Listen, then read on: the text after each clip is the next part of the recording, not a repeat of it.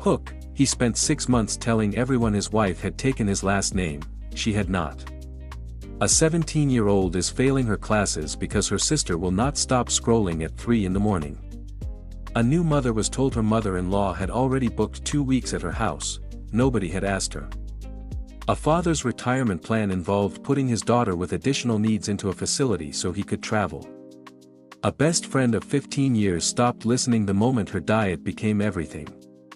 A man asked for honest feedback on his birthday cake and then went quiet for 3 days when he got it.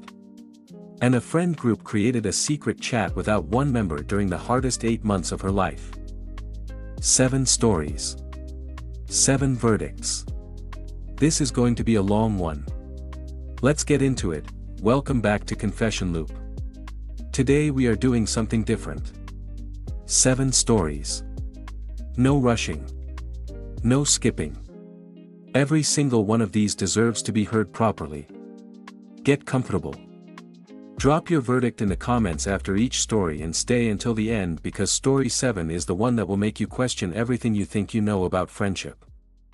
Story 1, the name, setup. Before they got married they had the conversation properly.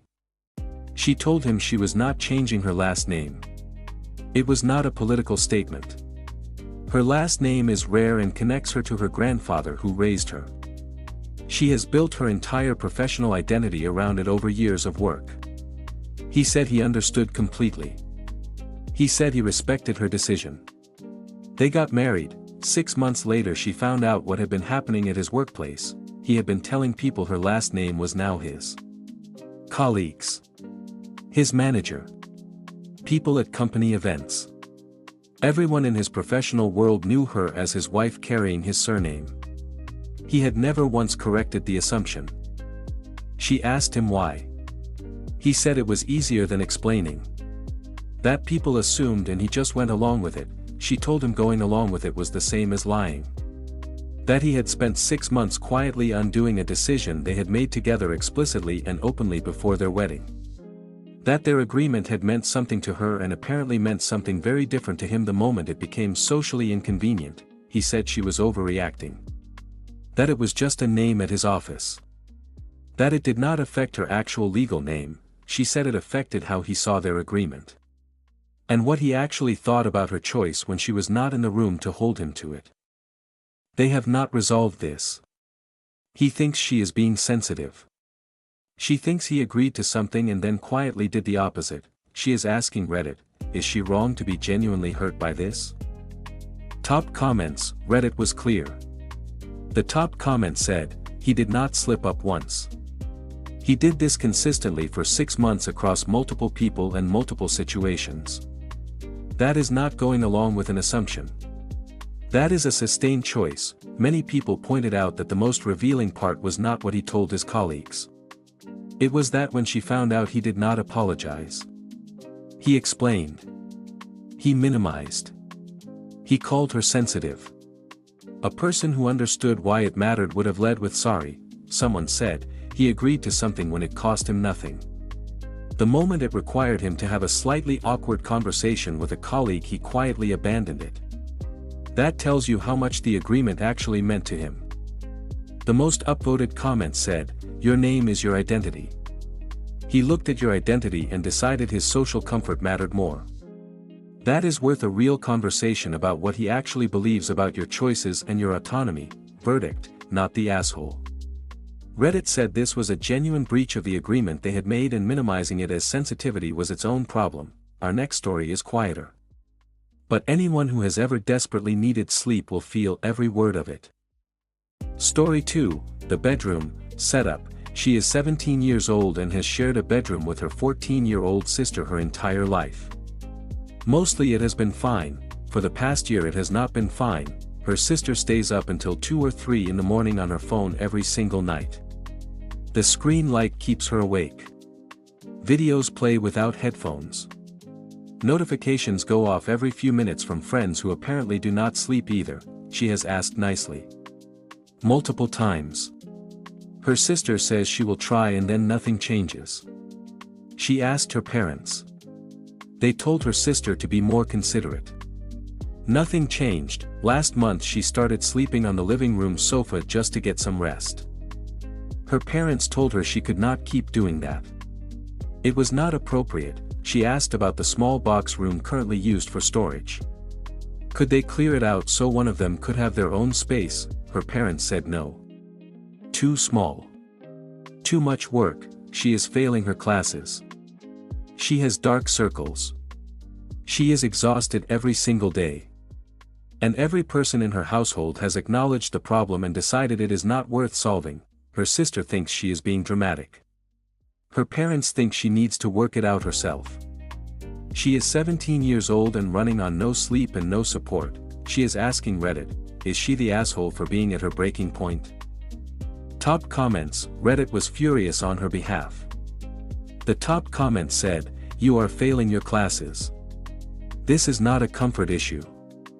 This is affecting your education, your health, and your future.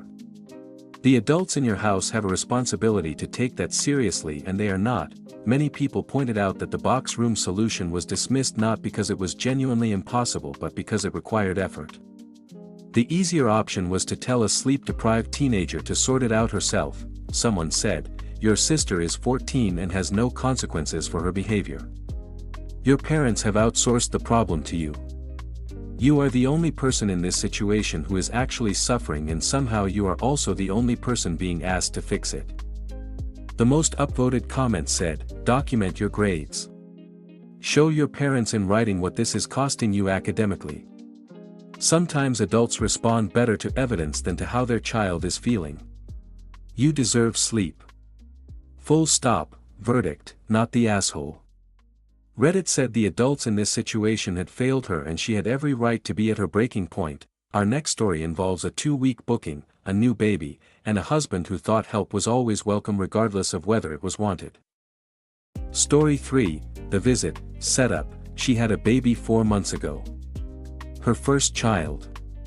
She is still very much in the middle of finding her feet, still recovering, still establishing feeding, still figuring out who she is now that she is somebody's mother.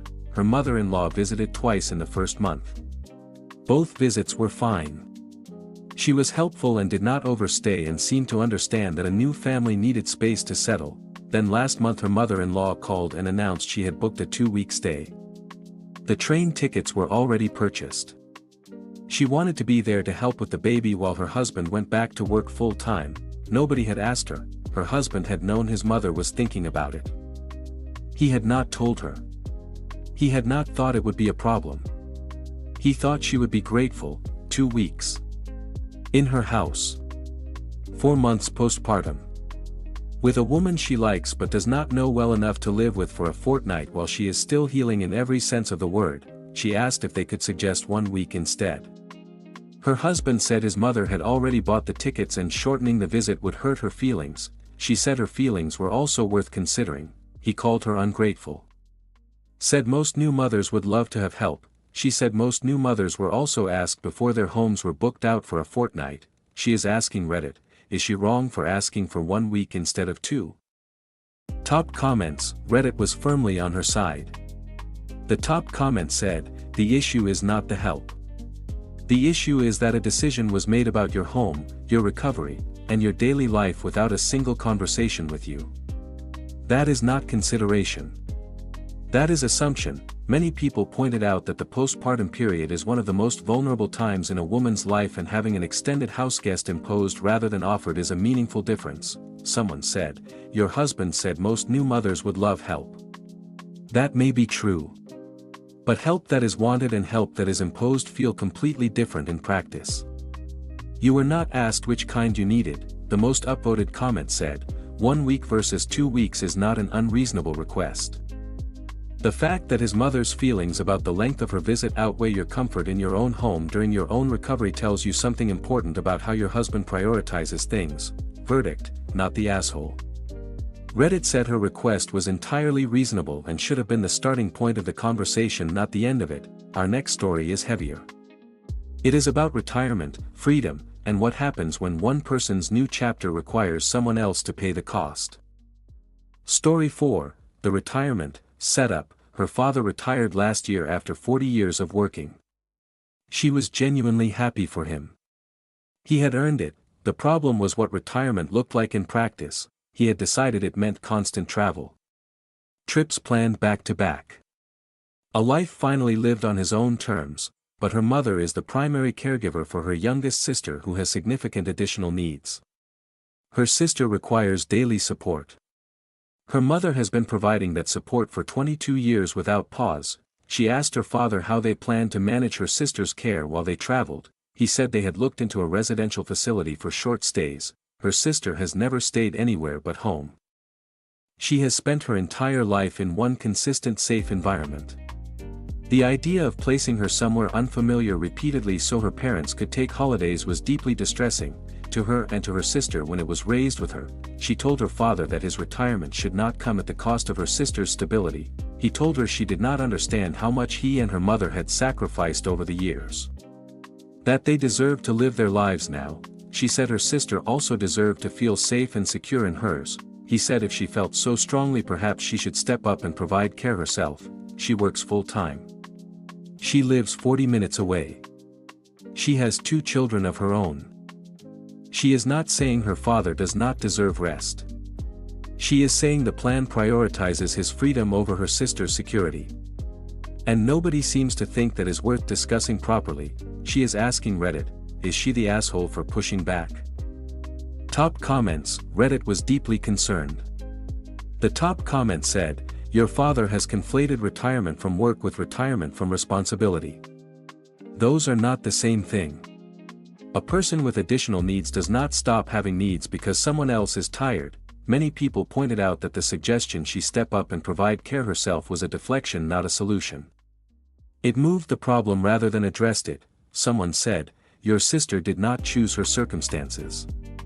She did not ask to need support. She deserves consistency and stability as a basic right, not as something that gets paused when it becomes inconvenient for someone else's plans. Several people encouraged her to push for a proper family meeting with a social worker or care coordinator involved, someone who could help the family think through what genuine long-term care planning looked like beyond short-term residential stays. The most upvoted comment said, you are not standing in the way of your father's retirement. You are asking for your sister to be part of the plan rather than a problem to be managed around it. That is not selfish. That is love, verdict, not the asshole. Reddit said this was a conversation the whole family needed to have properly, and her father's defensiveness suggested he already knew the current plan had problems. Our next story is about a 15-year friendship, a very restrictive diet, and the moment one person finally said something. Story 5, the diet, setup. Her best friend of 15 years has been on a very restrictive diet for 8 months. She supported her from day one. Told her she was proud of her. Meant every word, but it has taken over everything. Every restaurant suggestion gets vetoed. Every social occasion involves a lengthy conversation about what she can and cannot eat. She has started commenting on what other people order, not critically exactly but constantly. Watching her order pasta last week, she said she did not know how she still ate like that. She let it go, then she had a genuinely difficult week. A work project she had spent months on fell apart. A falling out with a family member. Real struggle. She called her best friend. Within 4 minutes the conversation had shifted to her calorie intake for the day and whether she had made the right choice at lunch. She said her name. She told her she needed her to listen because she was having a hard time. Her friend said sorry. 30 seconds later she was back to talking about her diet. She told her honestly that she felt the friendship had become one-sided since the diet started. That she was happy to keep supporting her but she needed her to show up too. Her friend burst into tears. Said she was trying to sabotage her progress. That she clearly did not understand how hard this was. They have barely spoken since. She is asking Reddit, was she wrong for saying something? Top comments, Reddit was clear. The top comment said, you called her in a moment of genuine crisis. She turned it into a conversation about her lunch within 4 minutes. You are not sabotaging her progress. You are telling her you exist. Many people were concerned about the pattern beyond just this one conversation. 8 months of every social interaction being filtered through one topic, comments on other people's food choices, the inability to stay present when a friend needed support. Several people gently noted these can be signs of a difficult relationship with food that goes beyond a diet. Someone said, "You did not criticize her diet. You told her you needed her to listen." The fact that she heard sabotage instead of "I need you" says something about where she is right now. The most upvoted comment said, "A 15-year friendship deserves honesty. You gave her that. Her response told you something important. Give her some time and some space and see if she comes back to you when she is in a clearer place." Verdict, not the asshole. Reddit said she had been patient for 8 months and saying something was not sabotage. It was the kind of honesty that only someone who genuinely cared would offer. Our next story is lighter. A birthday cake, an honest question, and 3 days of silence. Story 6, the cake. Setup, her partner baked her a birthday cake. He has never baked anything in the 4 years they have been together. The gesture was genuinely sweet and she recognized immediately that he had tried hard. The cake was not good. Dense. Slightly undercooked in the middle. The icing was sliding off one side. She ate a slice. Told him it was lovely. Thanked him sincerely and meant every word of the thank you even if she could not quite mean every word of the lovely. His mother called. She said it was delicious. His sister came over. She said the same thing. Then he asked her privately, honestly, what did she think of the cake? She paused. He pushed. He said he wanted genuine feedback so he could do better next time. So she told him. The texture was a little dense. The middle was slightly underdone. Maybe a simpler recipe next time. She told him again that the gesture meant the world to her. That she loved him for doing it. He went very quiet. He said he had not expected her to actually criticize it. That he thought she would just say it was lovely. She reminded him that he had specifically asked for honest feedback. He said he thought she would be kind about it. She said she had been kind about it for an entire evening in front of his family. He had asked her privately for honesty and she had given him exactly that.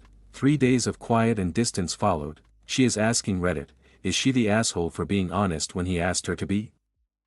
Top comments, Reddit could not stop laughing at this one but was firmly on her side. The top comment said, he asked. You answered. The social contract of asking for honest feedback includes receiving honest feedback. He wanted validation dressed up as a question. Many people pointed out the specific detail that she had been kind all evening in front of his family, protecting his feelings publicly, and only told the truth when he explicitly created a private space and asked for it directly. Someone said, I am sorry you feel that way. That the icing was sliding is not a critique of him as a person. It is information about a cake.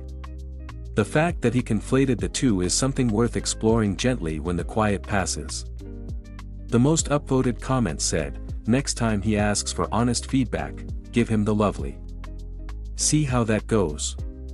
But honestly, the real answer is he needs to decide whether he wants honesty or comfort, because he cannot ask for one and expect the other. Verdict, not the asshole. Reddit said she did exactly what was asked of her and the 3 days of quiet were on him, not her. And our final story today is the one that sat with me longest after I read it. Because it is not about one dramatic moment. It is about what was happening quietly while someone was already hurting. Story 7, the friend group. Setup. She has been part of the same friend group for 7 years. 6 people. Through everything, relationships, jobs, losses, celebrations. She thought of them as her chosen family. 8 months ago she went through a very difficult period. A relationship breakdown, financial stress, and a health scare that turned out to be nothing serious but was frightening while it was happening. She was not at her best. She canceled plans a few times. She was quieter than usual at the gatherings she did attend. 4 months ago she started feeling better. She made more effort. She showed up more consistently. She thought things were getting back to normal. Then she found out, during the 8 months she was struggling, the group had created a new chat without her. They had been organizing meetups, sharing news, and having full conversations in a group she was not part of. Some of those meetups had happened while she was going through the hardest period of her life and she had not been invited. when she brought it up, one of them explained they had created the chat because she was going through a hard time and they did not want to pressure her with social plans. They were trying to be considerate. She said considerate would have been asking her that, excluding her entirely and then continuing to exclude her for 8 months while she slowly got back on her feet was not consideration. It was replacement. 2 of them apologized genuinely. The others said she was being ungrateful for what they had been trying to do. She is asking Reddit, is she the asshole for being hurt by this? Top comments. Reddit was heartbroken reading this one. The top comment said, they did not create that chat to protect you. They created it because it was easier than including someone who was going through something difficult. Protect you is the story they told themselves afterward. Many people pointed out that if the intention had genuinely been to reduce pressure on her, the considerate move would have been to check in privately. To say, we are planning something this weekend, no pressure at all, but we wanted you to know you are welcome. Instead, she was simply removed from the conversation entirely. Someone said, you spent 8 months struggling and the people you thought were your chosen family spent those 8 months building something new without you. The pain of that is not ingratitude. It is grief. And it is completely valid. Several people noted the split in the group, 2 genuine apologies versus others calling her ungrateful, and said that split was itself important information about who in that group had actually understood what they had done. The most upvoted comment said, a friend group that responds to someone going through a hard time by quietly reorganizing itself around their absence is not a friend group that was ever really built for the hard times. You deserved better than this. The fact that you are questioning whether you are the asshole for being hurt by it says everything about how much you have always prioritized their comfort over your own. Verdict, not the asshole. Reddit said the hurt was valid, the grief was real, and the 2 people who apologized genuinely were worth keeping. The rest required some serious reflection. 7 stories. A wife whose husband quietly gave away her name the moment she was not in the room to hold him to his word. A teenager failing her classes because nobody in her house thought her sleep was worth solving. A new mother whose recovery space was booked out for a fortnight without a single conversation. A father whose retirement plan forgot to include his daughter's stability. A best friend who stopped listening the moment her diet became everything. A man who asked for honesty about his birthday cake and then went quiet for 3 days when he got it. And a woman who found out her chosen family had built something new without her during the hardest 8 months of her life. Which one hit you hardest? Which verdict do you disagree with? Drop everything in the comments, we read every single one. If you are new here, subscribe for new stories every week on Confession Loop. And if you watched this far, thank you. We will see you in the next one.